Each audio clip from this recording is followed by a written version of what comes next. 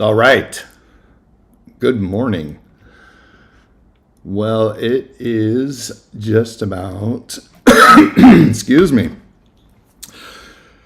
time to jump in. Man, I I'm excited to talk about this little topic here this morning. We're going to talk about sales motivation and what drives you.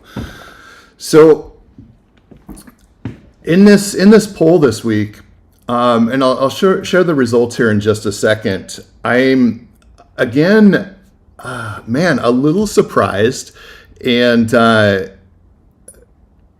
and one of the poll's answers didn't get a response, and that's okay. It's but it's the one that I thought, man, as sales professionals, as salespeople, one of the words that always comes to mind for me is competition, and I know for me, something that drives me every single day is the competition of always just trying to be the best, right? Trying to be the best at sales, trying to be the best at life, trying to be the best at home. And so I'm super competitive. The funny thing is, my wife is very competitive as well. And neither one of us like to lose. And when I think of competitiveness, it's funny when you have a group of individuals, right, in a group that are all super competitive, and everybody wants to be the best. And when it's friendly competition and rivalry, how powerful is that you can feed off of each other's energy and competitiveness and sharing, wins and just lifting each other up through some friendly rubbing and digging the elbows in. It's like, hey, John, yeah, I just got another one today. Hey, what'd you get today? I didn't get anything yet, but I'm gonna call you later, and I'm gonna get something. So competitiveness is just a part of my life that I couldn't imagine not being competitive, right? So let me share my screen here. Let's jump over to the poll, and let me hide this real quick and hide this. Actually, I'll put this over here. These are my notes, so that I can stay on track. And so I mean, first off, welcome. Everybody here today, hopping on. I want to thank you for taking the time to invest just a few minutes into your development and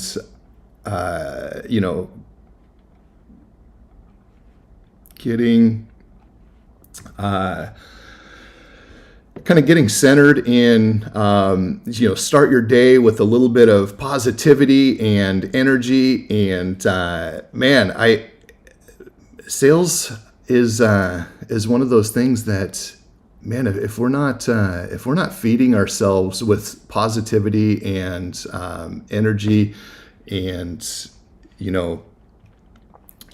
looking for new creativity, man, it can be a grind, right? Somebody asked the other day about love the grind and where that came from, and I shared that story. I won't go into details on it today, but essentially, man, if you don't find something that you love in your vocation, in your career, right?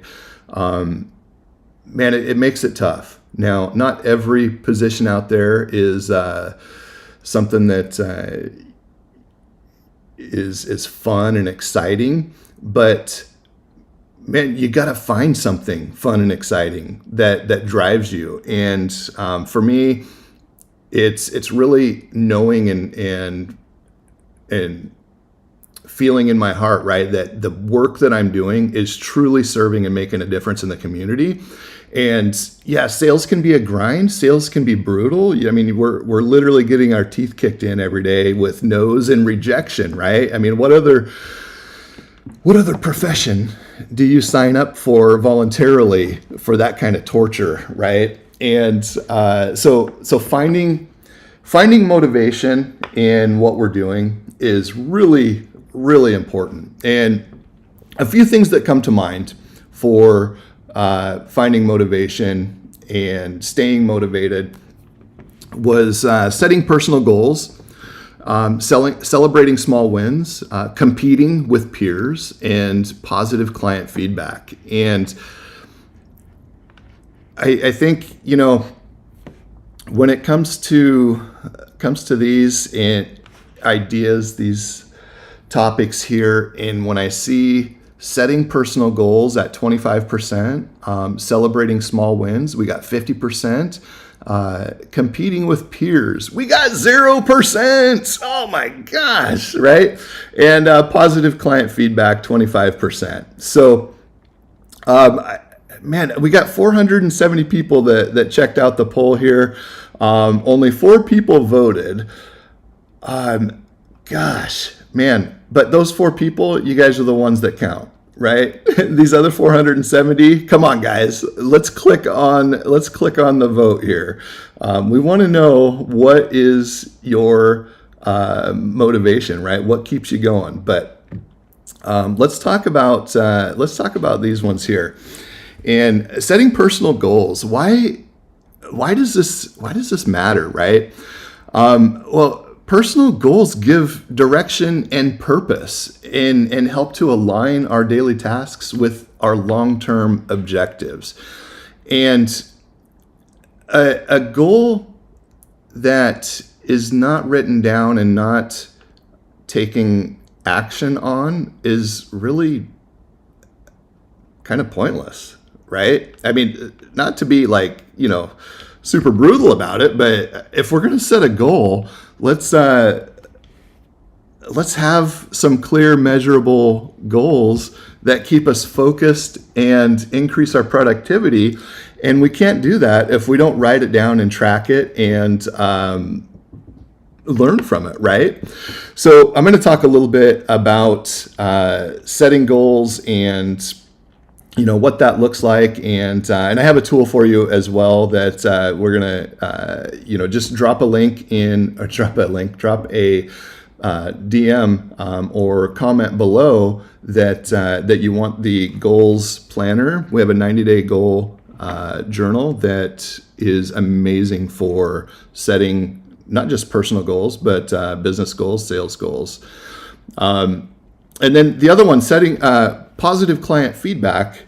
Is man, why does this matter? And somebody a long time ago had a suggestion for new sales reps, and I thought this was really, really good.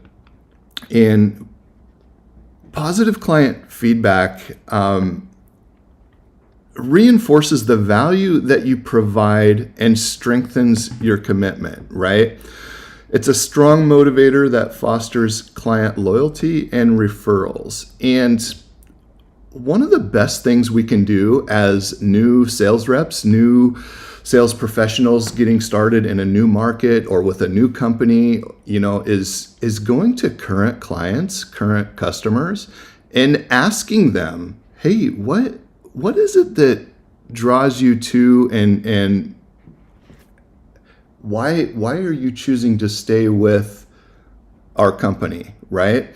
I'm new to the area, new to the role, new to the company, and I would just love to hear some feedback of why this is an important decision for you, right? And hear that from your clients firsthand. Not only is that going to boost your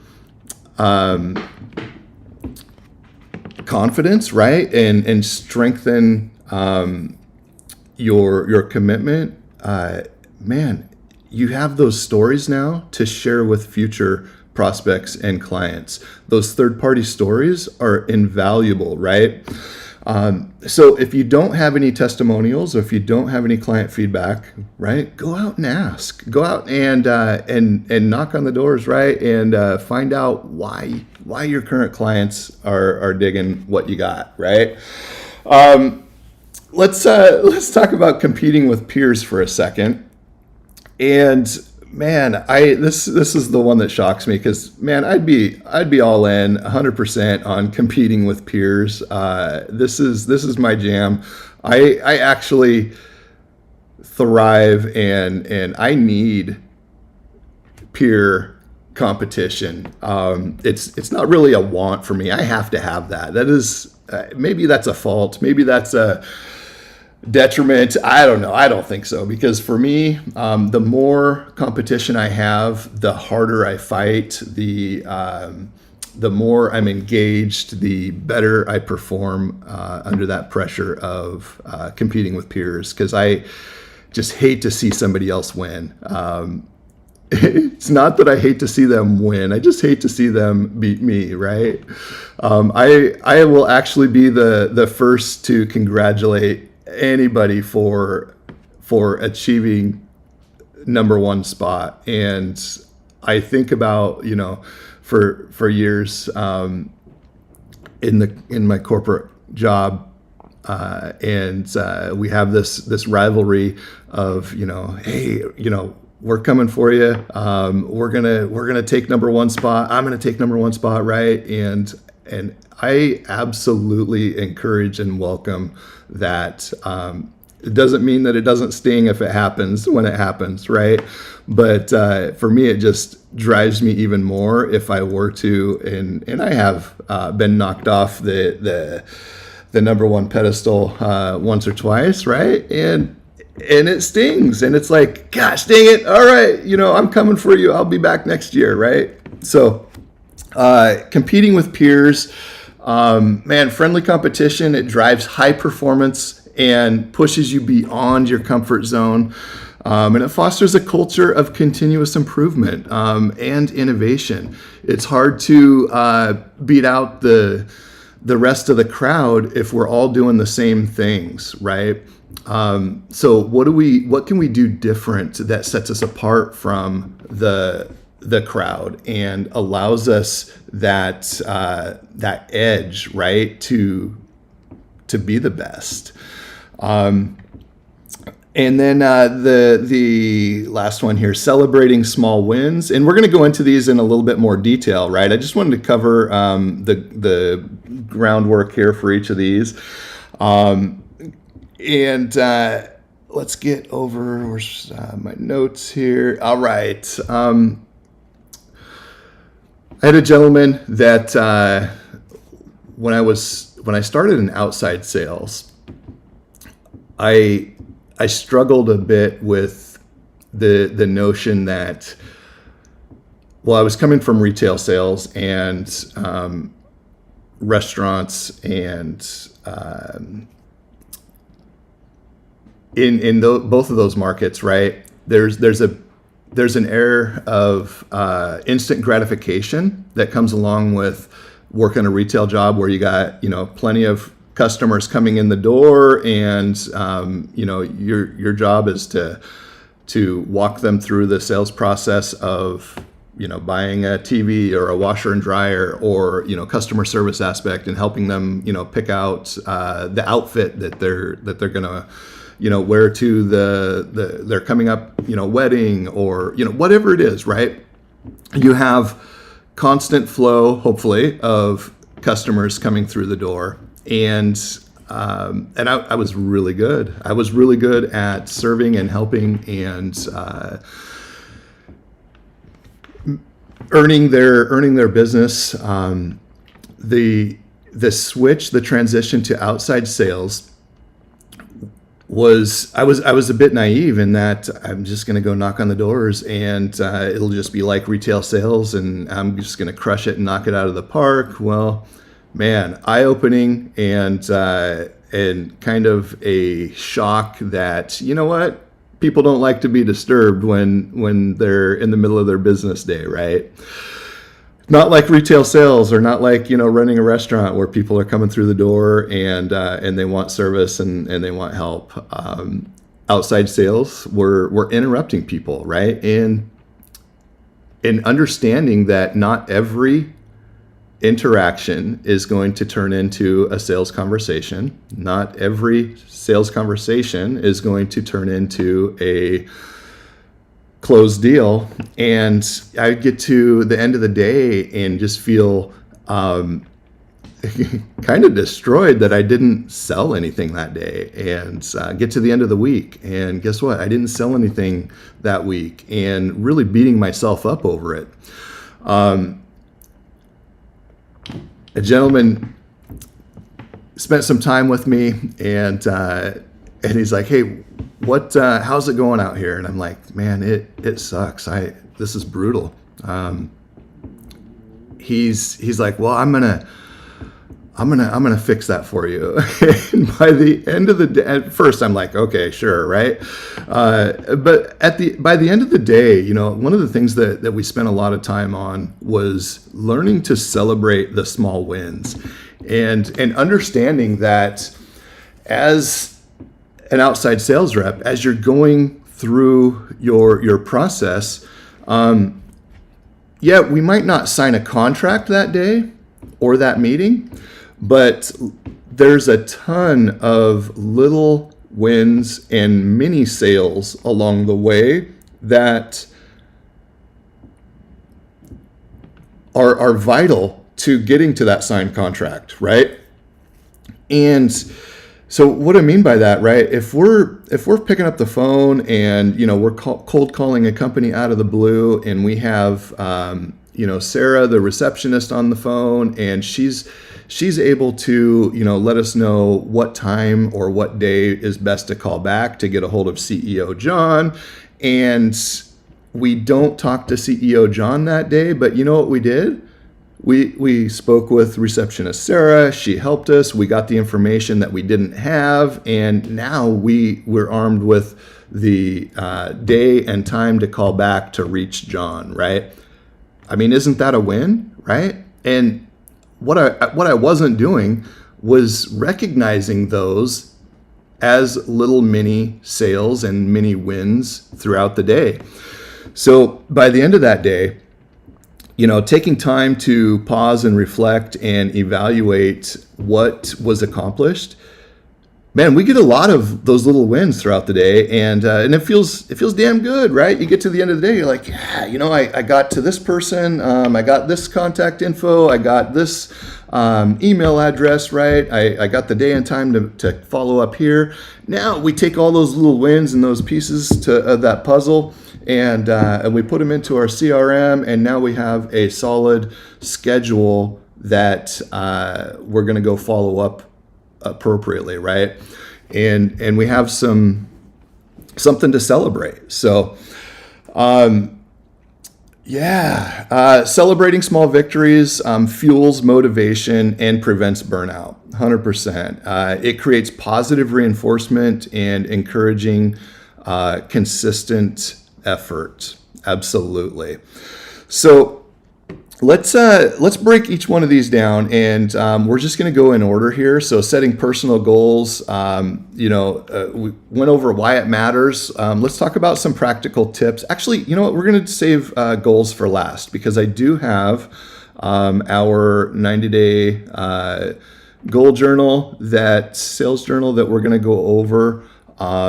And I think this will be a perfect way to end our little mini class today. So we're gonna tuck that away for now, and let's go ahead and continue on with celebrating small wins. So I mean, I already shared a couple practical tips.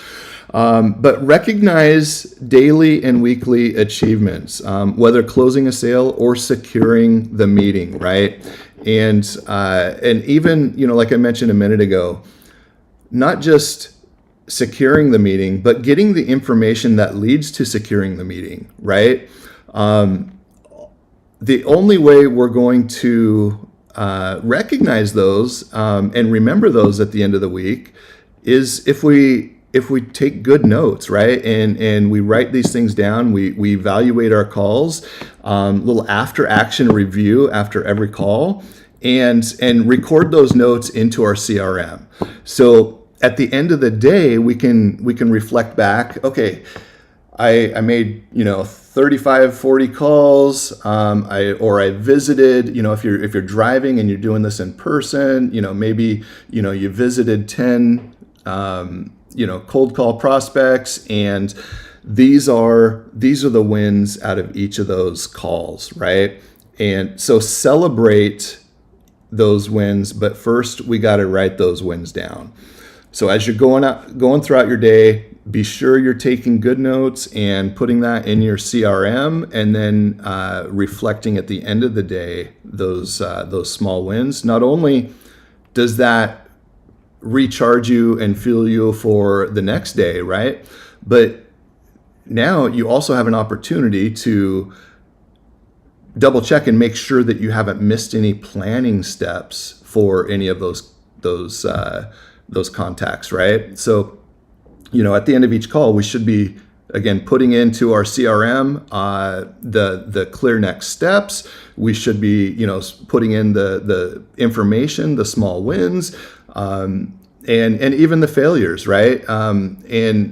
Fail isn't a nasty 4-letter word. It's a step in the learning process, right? In order to get better, right, we have to learn from our mistakes. So what mistakes did we make? How can we have done that call better, right? So recording all of those, and man, let's just talk about a failure real quick and a mistake. Isn't that a small win in itself? So I remember once I was calling on a local college, and I was really, really new.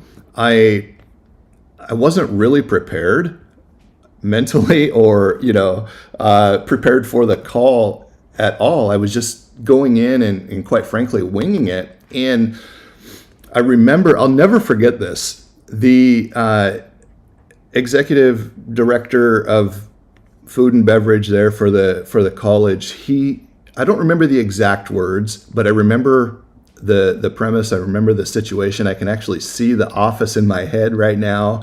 And he's like, well, what makes you better than the competition? And I was just kind of taken aback by that. And I'm like, man, what makes me better than the competition? And I said, I don't know.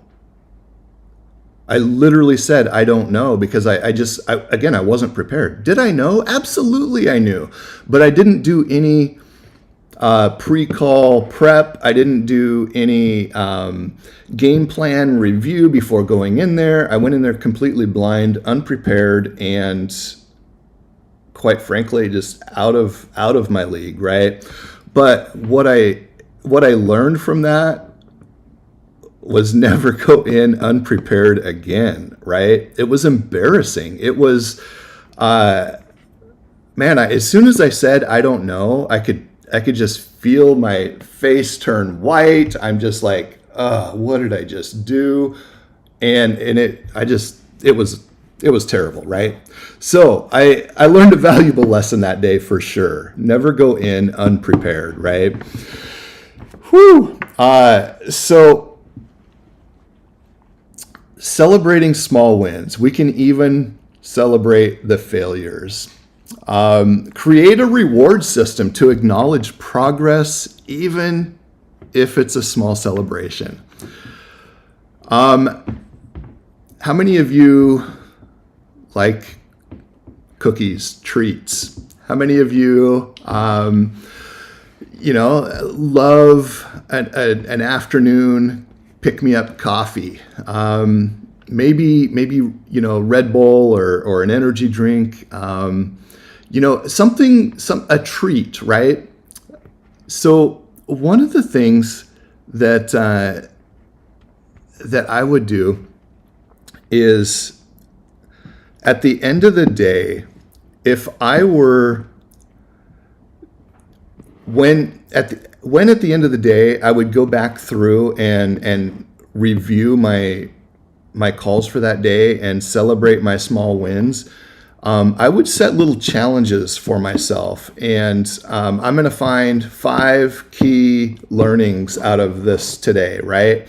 And that's going to be one of my wins. And if I find 5 key learnings out of my calls for that day, then I get my afternoon Starbucks, right? I get my afternoon celebratory coffee. If I don't find my 5 wins, then I don't get my coffee, right? So challenge yourself. Some people, I'm not going to, condone drinking, or I personally don't drink anymore. But there was a time where it's like, you know what? If I accomplish this particular goal, then I get a celebratory drink when I get home, right? And I learned this. I wish I could remember who I learned this from, but it was from a book, and I would absolutely love to give credit to whoever this was, but this was years ago, and I honestly don't remember who it was. But that was their win. At the end of the day, if they accomplished their goal, they got special scotch, right? So find something that you can reward yourself with, and at the end of the day, to celebrate those wins. What's the point in doing all this, right? Well, isn't there's got to be an impact on performance, and we want to be able to celebrate that. So celebrating success boosts your morale and keeps momentum high in longer sales cycles, and even for the shorter sales cycles. The shorter ones are, we're getting our teeth kicked in twice as fast, right? We're getting twice as many no's and rejections, right? So maybe it's even more important on the shorter sales cycles. So just find a way to reward yourself, whatever treat or celebratory process you can add into your day, but celebrate the small wins. Recognize those, do your after action review for your calls, and celebrate at the end of the day, and then also celebrate at the end of the week. And I guarantee that you're going to find a renewed sense of drive and self-worth and motivation from that. So definitely, let us know in the comments, what is your go-to celebratory, reward for doing awesome, right? Let us know down below. Okay, moving on. We got competing with peers. Oh man, we talked about this one, a little bit. Why it matters. Friendly competition. It drives performance and pushes you beyond your comfort zone. Absolutely. It fosters a culture of continuous improvement and innovation. 100%. Practical tips. Engage in team challenges. I see, organizations, companies, putting out sales challenges, sales contests, and you got 1 or 2 people that are all in and they're pushing really hard and they want to win. You got 5 or 6 people that are just kind of nonchalant about it. They're participating, but they're just not going all in, playing full out, right? And then you got 1 or 2 people sitting back that quite frankly just don't care, could care less. That's not their cup of tea or their jam. And I would challenge every individual on that sales team, whether it's your cup of tea, whether it's your sales, competition isn't your driving motivator. I would say toss that mindset out the stinking window, get rid of the stinking thinking, and get engaged with your team. It's only going to help you and them, right? It's when we get together as a team, and again, we can feed off of each other's energy. We share that that friendly competition, when we can learn to cheer each other on and actually be excited when they're winning, then you know what? They're going to be excited when you're winning, right? But I don't wait for somebody else to motivate you for the competition. Find something in yourself that you can drive yourself to join in and participate in that competition. And I guarantee you it's going to make a difference, right? When you can get fully engaged in the team, fully engaged in the process, when you can, how do I say, get outside of yourself, right? The guys that are sitting back and just don't really care about the competition, man, isn't that just a bit selfish? Isn't that a bit, I guess just selfish, right? Because who are you helping with that mindset, right? The guys that are just full on playing and full out and jumping into that competition with the this excitement and vigor to win, man, that energy is contagious, right? Grab onto some of that. If you don't have that drive and that energy and that feeling for yourself, fake it till you make it, right? There's a couple instances where fake it till you make it, circumstances where that actually works. And I think confidence and competition are two of those areas that if you don't have a lot of confidence, just pretend. And eventually you don't have to pretend anymore. If you're not that competitive, for whatever reason, maybe sales isn't your game, because I mean, dang, who doesn't want to make tons of money, right? If for nothing else, get competitive so you can make a crap ton of money, right?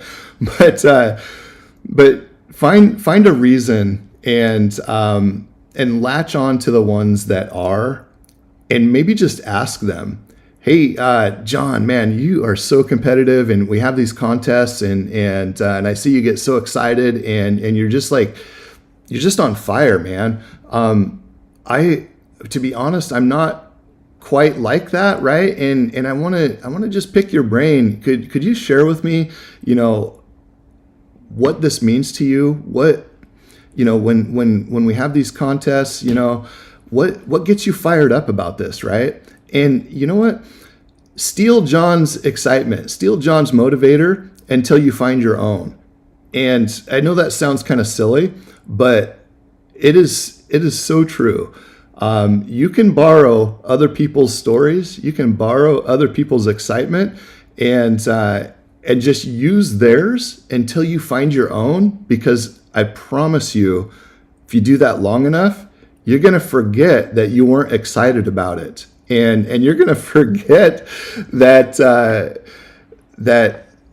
where you started. You're going to forget that you were borrowing John's excitement, and all of a sudden John's excitement is now your excitement. You're no longer borrowing it. You've adopted it. You've embodied it, right? So if do whatever it takes to find that competitive nature. Sales teams with healthy competition often see increased engagement and energy, leading to higher sales volume. So when everybody's excited, when everybody's fired up, everybody's making more money. Guarantee it. So again, if not to be super brutal today, but if that doesn't excite you, if that doesn't fire you up about making more money, being part of the team, being engaged with the team, helping other people make more money, then maybe find a different path, maybe find a different career, because sales, I mean, that's what it's all about, right? So I hope that helps. Let's see. Cruising on to positive client feedback. Again, feedback from satisfied clients reinforces the value you provide and strengthens your commitment. Let me just repeat that again. Feedback from satisfied clients reinforces the value that you provide and strengthens your commitment. Man, so important. Positive feedback, it's a strong motivator that fosters client loyalty and referrals. Practical tips for this: actively seek out client feedback after each sale or interaction. Man, let's talk about that one for a second. Somebody asked not too long ago, when's a good time to ask for a referral? And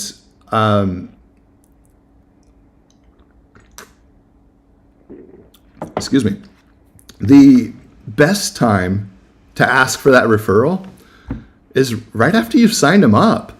Man, I mean, they're excited, right? They just signed up with you, whatever that product or service is, right? You've taken them through the sales process, and man, if they weren't excited, they wouldn't have just signed up, right? Whether they're excited about an opportunity to save money, whether they're excited about the pain and frustration that your product or service is solving, whether they're excited about you as the salesperson. I've literally been told before, man, Robert, your excitement, your energy is phenomenal, and I just want to let you know you're the reason we're signing up today. I'm like, what? What are you talking about? I mean, don't you need the product? Don't you need the service? Yeah, but we could have got that from anybody. But we're choosing you. Man, what a great feeling, right? So then ask for that referral, ask for that testimonial right there on the spot. And so it might sound something like this. Hey, Sam, man, thank you so much for signing up today and trusting in our business and our ability to serve you. We don't take that lightly, and I want to congratulate you and thank you for your business today. While we're at it, and we seem to be clicking on all cylinders here, man, I would love it. Our business really thrives on referrals, and it's one of the things that we love to share with our current clients, prospects, and community is the feedback and testimonials from people just like yourself. And I don't know, if you got friends or family or anybody that could certainly use our services, but we would love an opportunity to connect with them. If you have somebody in mind, and love if you could share their contact info, and or better yet, if you could give us a warm introduction, that would be amazing. And then we can go work on helping them just like we've helped you today. How's that sound? And man, Sam's gonna be like, yeah, absolutely. I got a couple people in mind. Or Sam's gonna be like, you know what? Actually, I don't know anybody else right now that could use this, but I tell you what, I would be happy to put it in writing so you can share with other people.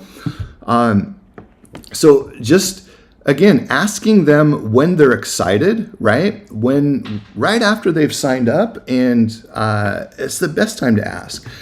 Now, for an actual testimonial or a review, you may want to revisit that in a few weeks, or a couple months, depending on the product and service, so that they've had a chance to try it out, right? So that they've had a chance to experience the full value, and then go back and, hey, Sam, we talked about doing that testimonial and referral.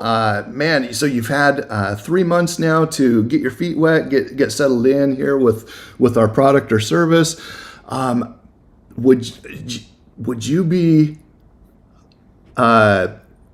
Would you want to? Would you like to do a testimonial? Whatever that sounds like, right? we would love it if you could provide a testimonial for us and share your experience so that we could help more people. And they're going to, as long as you followed through on everything, they're going to want to reciprocate, right, and provide that value for you. Let's see. Use testimonials. Okay, so we were just talking about testimonials. Remind yourself and others of your impact. Absolutely. Share positive feedback with your team to spread motivation. Oh my gosh, so important. So when you get that testimonial speaks for everybody, right? It speaks for the company. It speaks for the team. It speaks for you. Share that with the team and get them fired up, right? Hey guys, I'm sure you guys are, having weekly meetings or bi-weekly meetings, right? Whatever your meeting schedule is, bring these testimonials to the meeting and share these with the team. It gets people fired up, right? It lets people know, what's working and why your customers, why your clients are happy. And those third-party stories from your clients become your team's third-party stories. Those are not yours to hold to yourself and be like, oh, look at me, I got these referrals, right? Man, those referrals, when you share those with your team and you honor your team with the opportunity to adopt that third-party story as their own, that lifts everybody up. When your team's making more money, I guarantee you're making more money. So don't be stingy with your referrals. Don't be stingy with your testimonials. Share those with the team. Get the word out, and it just, man, it does so much for the morale and energy of the whole team. So. Impact on performance. A client-centric approach leads to long-term success and deeper client relationships. 100%. Let me repeat that. A client-centric approach leads to long-term success and deeper client relationships. Woo! That's a mouthful. When we can take ourselves out of the equation, whether it is ourself as the person, ourself as the salesperson, ourself as the company, as the market, right? Ultimately, what matters is the prospect. Nothing about me matters. Nothing about the company matters. What matters is the transformation that we can provide for a client or a prospect that solves their problem, their need, their pain, right? So it's got to be all about them, no matter what, right? So that client-centric approach, when we focus our attention on them to solve their problems, to be a resource for them and provide tremendous value through that process, they're hooked for life, right? As long as we don't violate and miss the opportunity or fulfill what we've promised, right? So always put your customer first, your client first, your prospect first, regardless of your paycheck, regardless of ego, regardless of emotion. Always focus on your client. Client-centric approach leads to long-term success and deeper client relationships. Sales is all about relationships, and it's that client-centric approach that truly builds long-term sustainability in a sales role. So, let's go back up to setting goals. This one here, I know that celebrating small wins was top on the chart here, but man, I think in order to celebrate the small wins, right, we got to know what our goal was. Wait a minute. Let me say that again. In order to celebrate the small wins, we have to know what our goal was, right?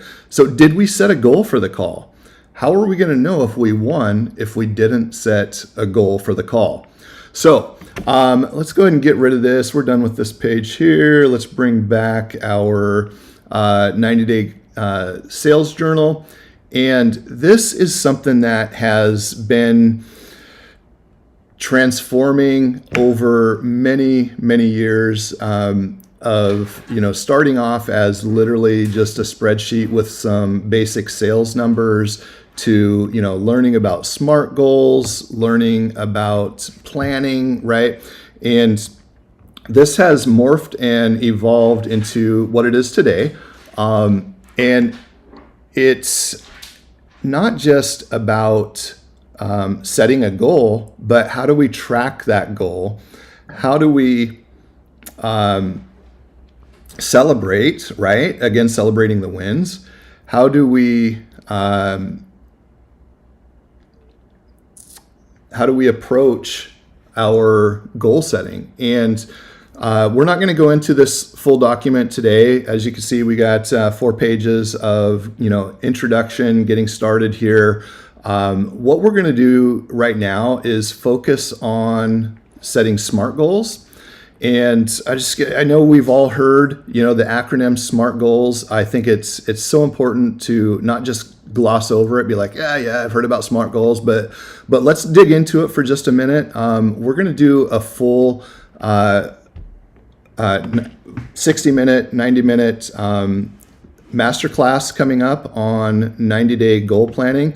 And we're going to do this next week as we're getting ready to jump into the fourth quarter. Literally 2 weeks. God, oh my gosh, it's not even 2 weeks. We got just a few days.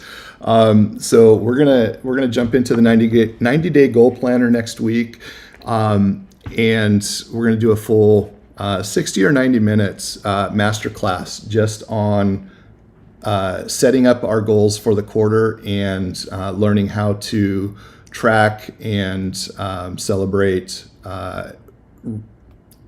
pivot, adjust, all those things. So for now, let's again just go over SMART goals here. They're simply a way of increasing the chances of achieving the goals that you set. So SMART, S, you want to be specific with the who, what, when, where, why, and how of the goal. M, measurable. As you track your progress, this will be the specific criteria which you need to meet so you know you've reached your goal. A, achievable. While you want your goals to be challenging, you also want them to be realistic. R, relevant. Make sure that your goals are relevant to your overall life plan, and that's life and career, right? There's no sense in working on something that doesn't get you closer to what you want to achieve in life. So important. Time bound. Be specific, right? When you reach, when you will reach the goal that you create. Be specific in when you will reach the goal so that it creates a sense of urgency. Goodness gracious, if I could read today. So time bound, you want to be very specific, right?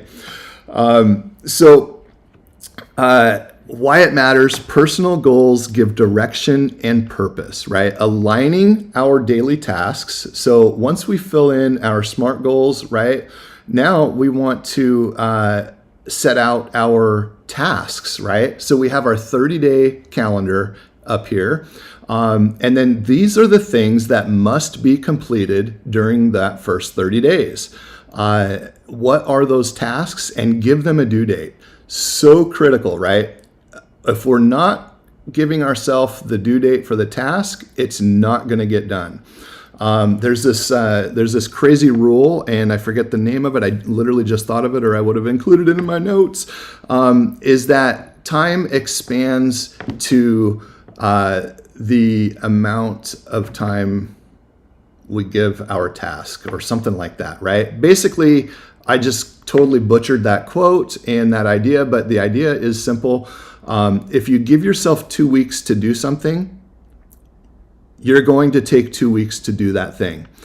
If you give yourself 24 hours to do that same thing, and it's written down and you have a due date of 24 hours, it's no longer going to take you 2 weeks to do that. You're going to do that in 24 hours, right?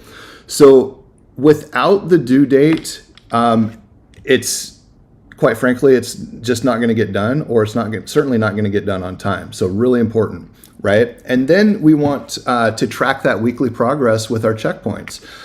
So week 1, these things that need attention and or other notes, right? So what did we get done during week 1? What was the status? Did we get it complete, right? Did we get pushed back, right? Did we have to change a due date, right? Whatever it is, like, again, we're tracking the progress of week 1, 2, 3, and 4. And then during those 30 days, we want to review at our half day, so 15-day checkpoint, what has been accomplished, ideas that have been scrapped and why, obstacles I have faced. So you have your checkpoints, 15 and 30 days. Don't skip over these. Again, so critical, so important that we do our checkpoints. So that's, and then we're going to repeat that every 90 days. Or every 30 days, and then every 90 days for a new set of goals. Having clear, measurable goals keeps you focused and increases productivity, which we just talked about. Practical tips, we want to set the SMART goals. Again, specific, measurable, achievable, relevant, and time-bound. We want to break those larger goals into smaller, manageable milestones, which is what we've done here with our 30, 60, and 90 days. So again, we're breaking each of these 4 weeks into smaller, more manageable chunks, right? And then we're going to do the same thing. We're going to repeat our checkpoints. We got a 45 and a 60, okay? And then regularly review and adjust your goals to maintain momentum. If we're not reviewing and adjusting, it's really easy to just, say screw it and give up if we're not, making any progress. But a lot of times, and this is something I see with so many people, is that we're setting these goals and we are, starting off the 90-day goal tracking, and then we stop tracking, we stop reflecting. And one of the most common comments I get is, well, I just don't feel like I've really accomplished anything. Well, have you been tracking it? Have you been reflecting on your progress? Well, no, because I didn't really accomplish anything. Then we stop and we take a step back and we start going back to reflect and debrief and break down the calls, break down the sales, break down. And what we find is there's a lot of little wins in there that if we're not intentionally taking time to fish out those wins, write them down, and reflect on them, we don't remember them at the end of the day, at the end of the week, certainly at the end of the quarter. We're just not going to remember all of the positive. What we tend to focus on and remember is the negative, and it overshadows and eclipses the positive, even if it's only 2 negative things that happened and we have 35 positive things, right? Those 2 negative things are in our mind are so big that it eclipses all of the positive. So that's why we got to write these things down. That's why we got to share, why we talk about these things in our sales meetings with our leaders and our managers and our teammates, and celebrate, right? Because you're going to forget, and if you're anything like me, when I forget about the wins and I focus on the negative, it's a downward spiral of just frustration, and quite honestly, like can lead to some depression and anxiety about it, right? So I'm not saying that's you, but I'm saying that I've certainly been there, and it's not fun. So this is, again, a tool that I have employed and used for many, many years, and in various forms. This is the newest iteration, and I absolutely love this format, and I hope it helps you. Definitely drop a note in the comments if you'd love to get the 90-day sales journal. DM me your email address, and I'll send you a copy today. Or just drop a note in the comments below, and then we can start a conversation, and I'll get you a copy of your 90-day sales journal. Let's see, what else? Impact on performance. Studies show goal setting improves performance and personal accountability. Absolutely. It's one of those things that I think is so important, and quite honestly, like, I think we just tend to glaze over it, and I got some goals, but then maybe we even write the goals down, but then when we don't track it and follow it, it really doesn't serve us. So that's all I got today. Man, this poll was fun. I am just absolutely digging the results. I would love, anybody has any questions or comments, want to share anything about your goals, how you stay motivated, let us know in the comments below. And again, if you'd like to get a copy of the 90-day sales journal, then drop a message in my inbox, and we'll get that over to you. Thanks, everybody. Have an awesome day. Take care.